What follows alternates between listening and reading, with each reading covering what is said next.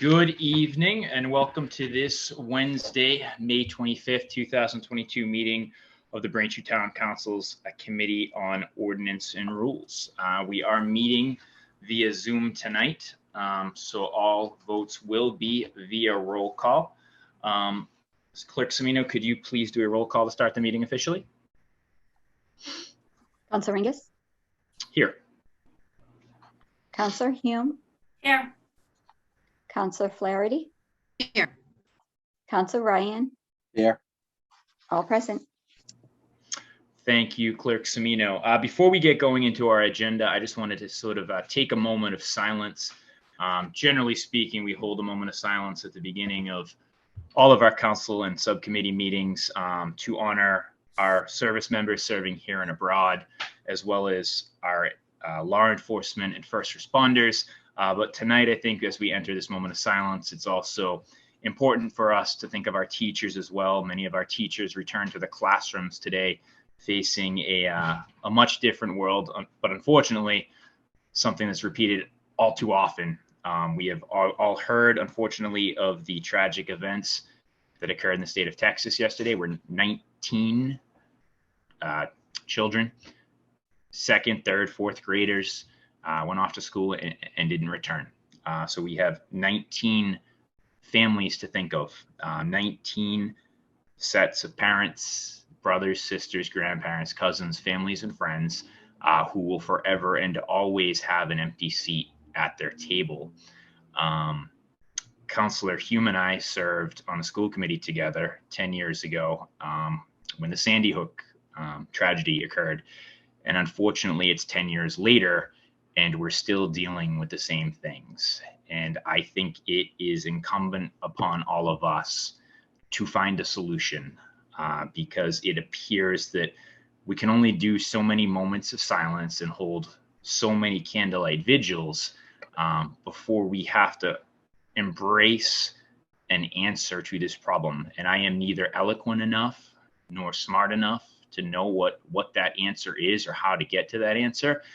But we have to put aside whatever political affiliations we have, whether we have a D next to our name or an R next to our name, and find a comprehensive way to solve this problem because it is happening far too often.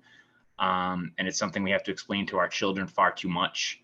So as we enter this moment of silence, I would ask for us to remember the families of not only those 19 children, but also those 2 teachers that lost their lives as well. So I'd ask for a moment of silence.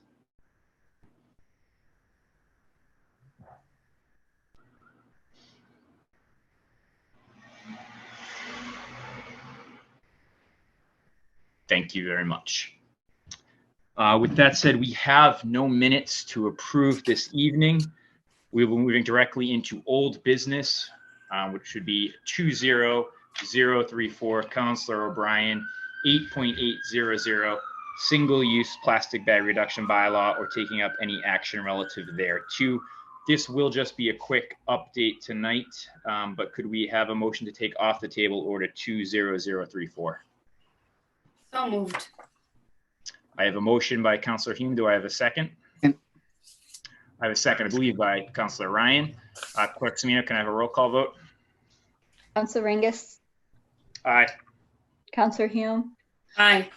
Councilor Flaherty? Aye. Councilor Ryan? Aye. All in favor. Thank you. This has been an ongoing sort of discussion on the Committee of Ordinance and Rules dating back to prior to our most recent incarnation of the current 4 members here. At our last meeting, there had been some discussion that this was going to be taken up by our Commission on Disabilities, because obviously this is something that this could have an impact on some of those who have mobility impairments, who walk with the use of crutches, a walker, and or a wheelchair. That was discussed at a recent Commission on Disabilities meeting. All of our membership should have a letter that is signed by members of the Braintree Commission on Disabilities, including Crystal Evans, Robin Torpy, Mary Russo, Scott Lamphere, and Lynn Valancourt.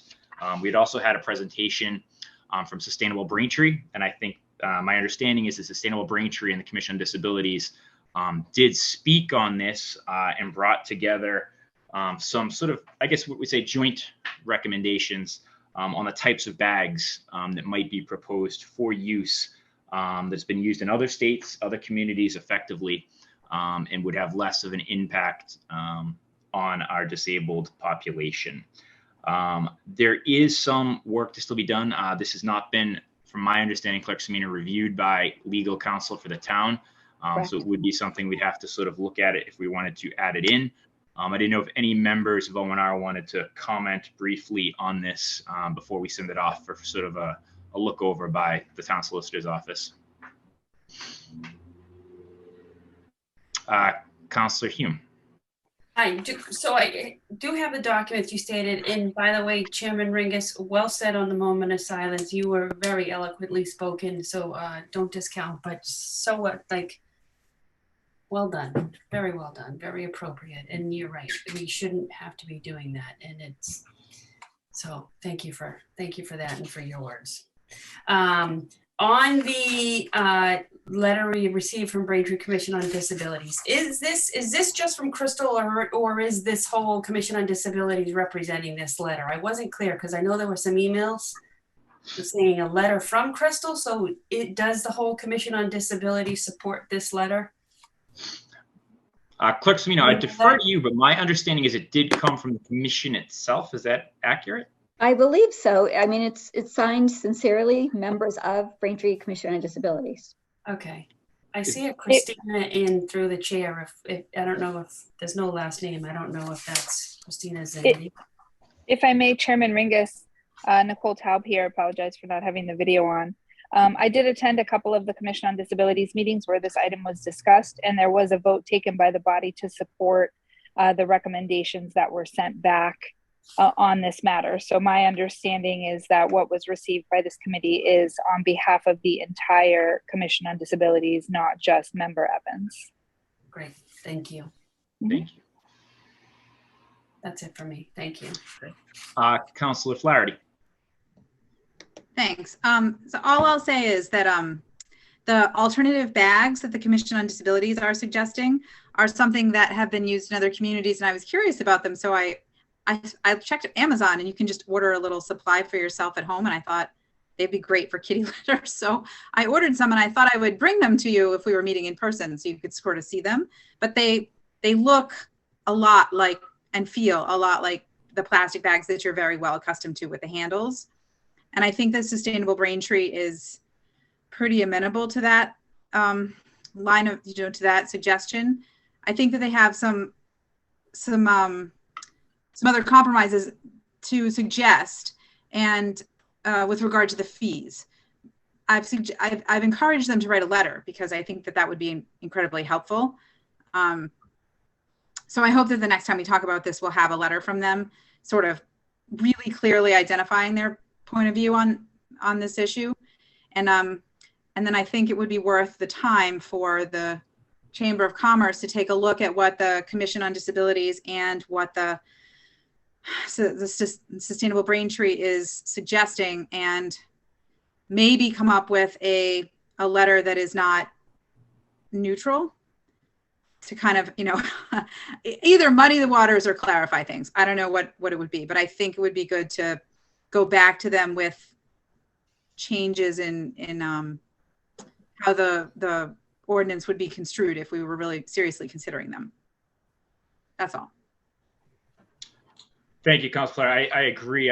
On one hand, I do want to get this moving forward. It's getting somewhat long in the tooth, and I think it is something that we should be looking to act on one way or the other. But I do want to see sort of, I think that fee piece is definitely an impact. We all know that we want to ensure that we are being mindful of climate change, and ensuring that we're protecting the town in that respect. We also have to be mindful of what an increased cost could have on our individual population. And also, we're coming out of COVID. A lot of smaller businesses are still recovering, and I think any sort of additional fees we place on small businesses have to be considered too. So there are some ancillary impacts that we have to consider when we're doing something like this. I think obviously at the heart of it, it is the right idea. It's a great idea. It's something we have to at some point act on. But I do think we have to be mindful of the actual legitimate costs that might be associated with such. So Clerk Semino, can you reach out to the chamber again? And obviously we'll wait this town solicitor's office, and we'll hopefully get some more insight from the Commission on Disabilities. And perhaps when we bring this up at our next meeting, we have representatives from each of those offices present. Okay. With that said, if there's nothing further on this, do I have a motion to table order 2003? Oh, I have two. I think Charlie, Councilor Ryan's hand might be up. Yep. So I think, you know, if we can accommodate the Commission on Disability, I think that's great. But I just want to make sure, you know, it's the absolute right thing to be doing. And the Chamber of Commerce, if they could chime in, I think the next time we should talk about that, we should have that recommendation from them. And sustainable Braintree, I think, is like probably the most important aspect of the recommendation. So I think we should have everything lined up before we talk about this again, please. Sounds good. We'll make a motion to table with that.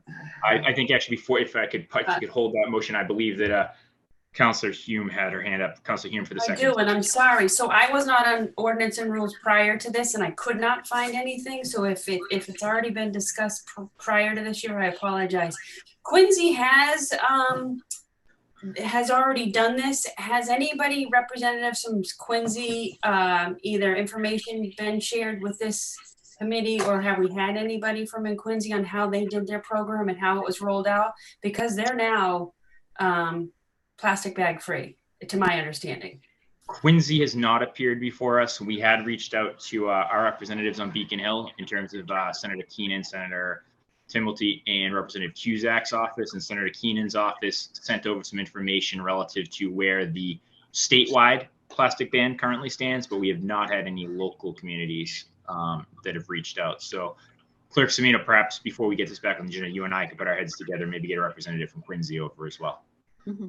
So Councilor Hume, thank you for that suggestion. I didn't realize that Quincy had gone bag free. If we could, that would be great, because they've already been through it. So, and they're much bigger than us, so they're going to have, you know, more barriers to entry than we would. So, yeah, if we could get somebody from there to come talk to us, that would be great, and even some of their data that they have. Or thank you, Councilor Flaherty for the second time. Oh, thank you. I have no objection to talking to a representative from Quincy, but, you know, I just wanted to make everybody understand that there's like more than 100. I think there's something like 130 or 150 communities in Massachusetts that have adopted laws like this, and there's a fair amount of variation in how they've been employed. So I don't really know the nuances of Quincy's particular ordinance. But there is a lot of variation, and whatever they're doing may or may not be representative of, you know, what anybody else is doing. This ordinance that was originally drafted by Councilor O'Brien is based on an ordinance, maybe two. I did talk to him about it, but it was some time ago now, where he looked at another couple of communities and found ordinances that he liked and used those as the foundation for this one. So that's all I wanted to say. Like, I think it's a good idea for Quincy to come and tell us how their experience was, because they're adjacent to us, and so in some ways they're very relevant, but I don't know how representative they are. Thank you for your words. Anything further from any members of the committee? Seeing none, Councilor Ryan, could I have that motion now? We'll move to table. second. I have a motion to table by Councilor Ryan. I have a second by Councilor Hume. Clerk Semino, can we have a roll call vote? Councilor Ringus, Aye. Councilor Hume, Aye. Councilor Flaherty, Aye. Councilor Ryan. Aye. 4 in favor, 0 And opposed. that is unanimous. Moving on to new business 00622, Council President. Town Council rules are taking up any action relative thereto. This is specifically as to Rule 61, adoption of rules. We had engaged in a review of the Town Council rules a few months back.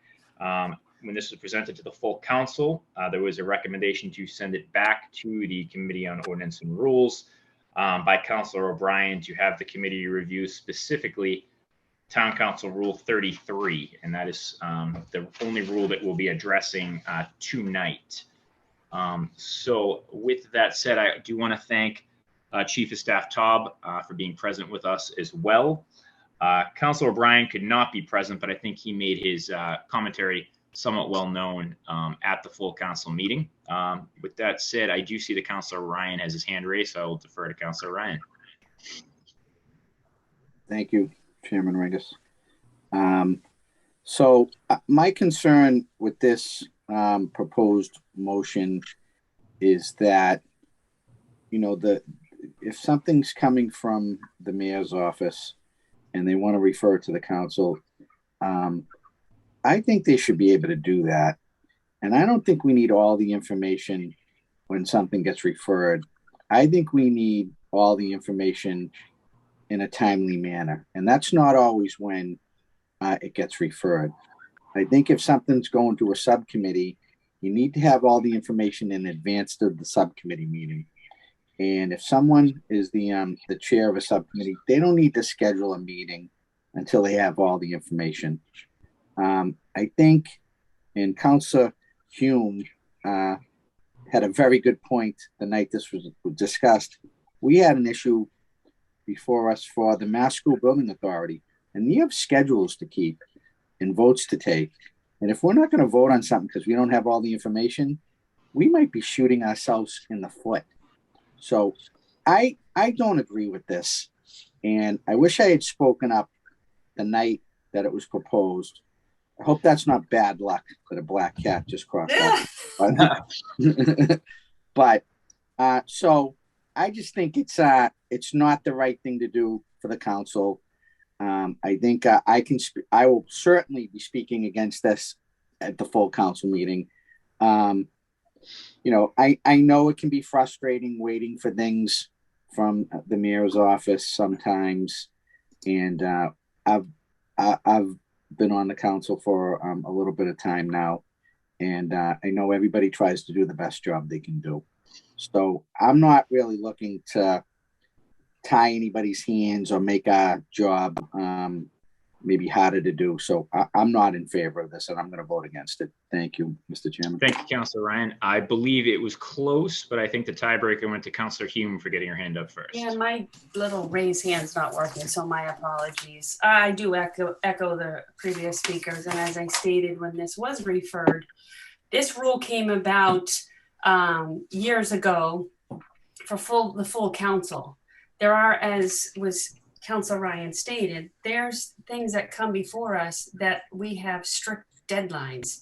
And when something's referred, we've very rarely gotten all the documents, and that's not necessary. When it comes, this rule 33 actually says, a copy of said reports and agenda shall be delivered to the council no later than the Friday preceding the regular council meeting. So the spirit of this and how I interpreted it when this was voted on a few years back was for full council meetings. Subcommittee meetings such as this, as I said when this was referred, and as Councilor Ryan said as well, if you're the chair of a subcommittee meeting, it's within your right to hold a meeting when you see fit. Like, we're not bound by any calendar to hold ordinance and rules tonight. If Chairman Ringus didn't have all the information he wanted to hold tonight's meeting, it's within his right not to hold the meeting tonight. He chose this meeting and it worked with everybody else, as every subcommittee should work. So I'm not going to be supporting of this either. I think the rule as it stands is a good rule. You know, when we bind ourselves into too many rules, too much detail, you get yourself into trouble too, where we can, you know, box ourselves into a corner. So for those reasons, I am happy with the rule as it was. I was supportive when Rule 33 first came about. And there are extenuating circumstances. Sometimes data is not known. I know in my day job, I have deadlines all the time, and I don't get everything until the last minute. And that's just how life happens sometimes. And that's how we have to adjust and be flexible and work, you know, together with the mayor's office as a legislative and executive side of government. We have to both be flexible and understanding. And I don't think that's, I think this rule addresses what we need to. And I don't feel the need for anything else. And again, I will not be supporting the proposed amendment. I'm good with the rules as they stand. Thank you, Chairman. Thank you, Councilor Hume. Councilor Flaherty. Thank you. The only thing I'll add is I think it's hard to determine what constitutes all the information anyway. How do you know when you've got enough? there's so much information. We kill so many trees with the information that we have. Aside from the deadline problem, I don't see how you could ever make sure that you were living up to the letter of this proposed change. So I'm not going to support it for that reason either. Thank you, Councilor Flaherty. Councilor Flaherty, trees are the next item. Don't jump ahead, please. Coming around. I know that she was away and she's joined us sort of extra remotely. So Chief of Staff Taub, would you like to make any comments?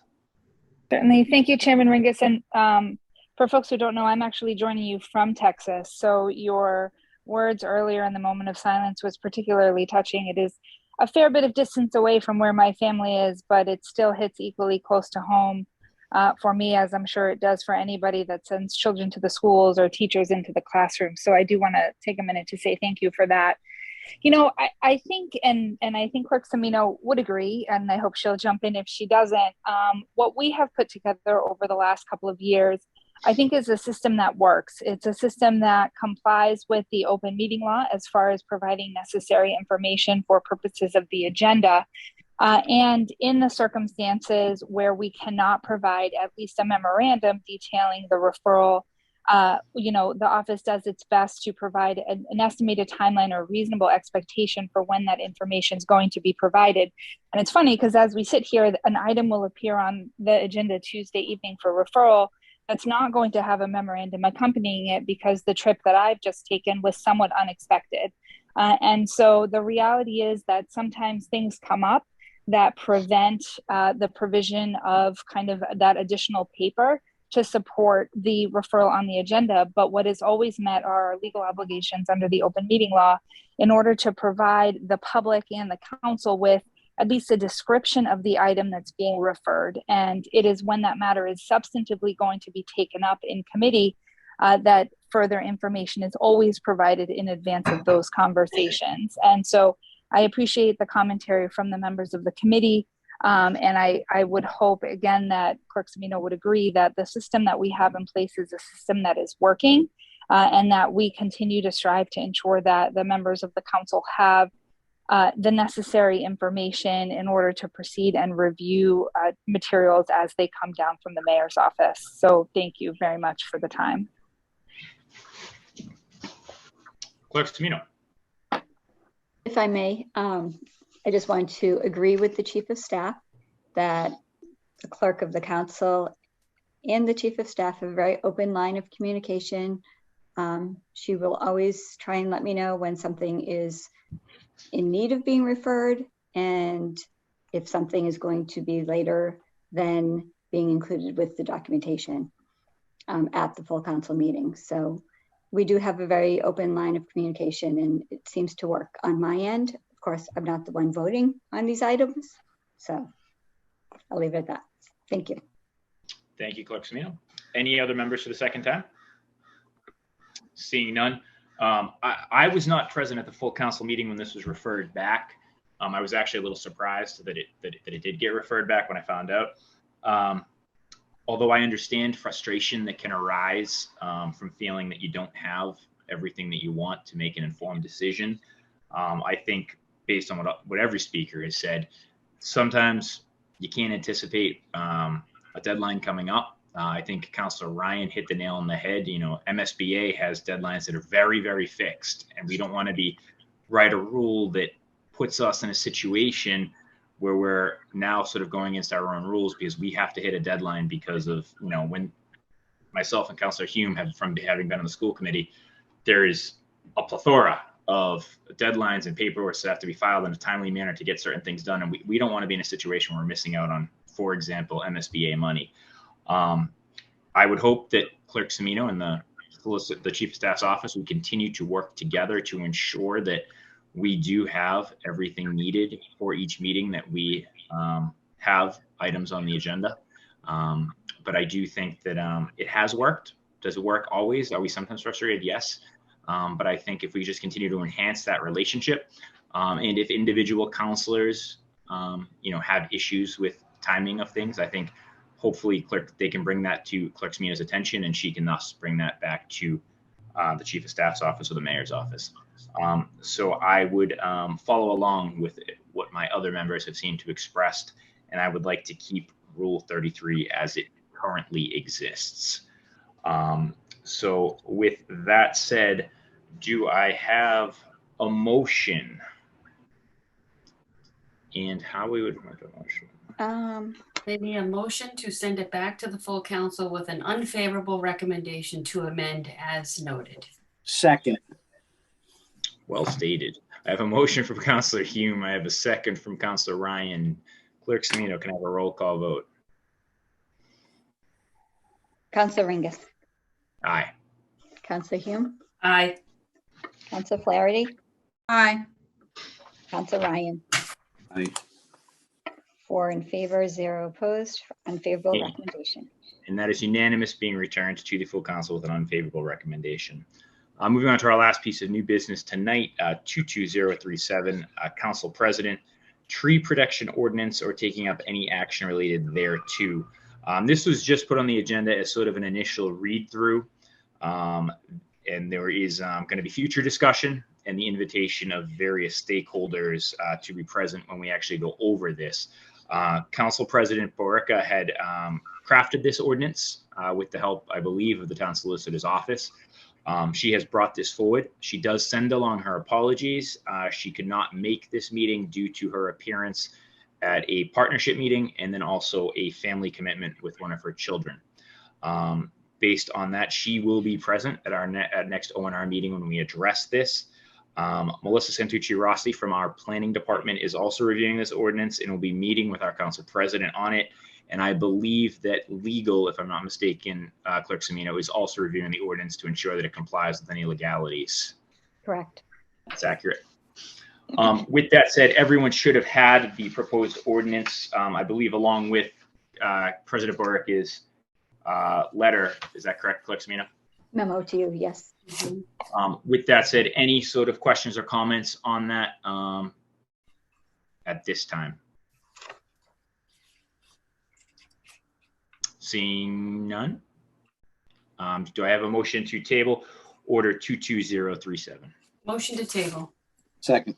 Second. I have a motion by Councilor Hume, a second by Councilor Ryan. Can I have a roll call vote, Clerk Semino? Councilor Ringus, Aye. Councilor Hume, Aye. Councilor Flaherty, Aye. Councilor Ryan. Aye. And that is unanimous. Yeah. Before we move to adjournment, I just want to note we do have some upcoming ordinance and rules meetings scheduled. And I wanted to get that out for the community at large because I know at least one of those topics I anticipate people are going to want to weigh in and there may be some lively debate on. Clerk Semino, next week we do have June 1st booked for ordinance and rules. Is that accurate? Yes, we do. And that will be 6 o'clock via Zoom. I was hoping to do that meeting live, but unfortunately, Kale Auditorium was not available. We will be taking up the initial discussion related to proposed ordinance language change as to the cultivation and distribution of marijuana in the town of Braintree. So I did want folks to be aware of that. And we have sort of anticipated that discussion will probably take at least 2 nights. And we have scheduled a meeting for June 22nd. Has that been confirmed, Clerk Semino? It's not confirmed yet, but that will probably be the date. A possible anticipated date of June 22nd. We are looking to do that meeting live. I would like to have at least one of these meetings live so that people could attend if wanted. So with that said, we will see you all next week for a full council meeting as well as an ordinance and rules meeting. Do I have a motion to adjourn? Motion to adjourn. Second. I have a motion by Councilor Hume. I have a second by Councilor Ryan. Clerk Semino, can we have a roll call vote? Councilor Ringus, Aye. Councilor Hume, Aye. Councilor Flaherty, Aye. Councilor Ryan. Aye. All in Good night, favor? everybody. That is unanimous. Have a good night, everybody. Aye.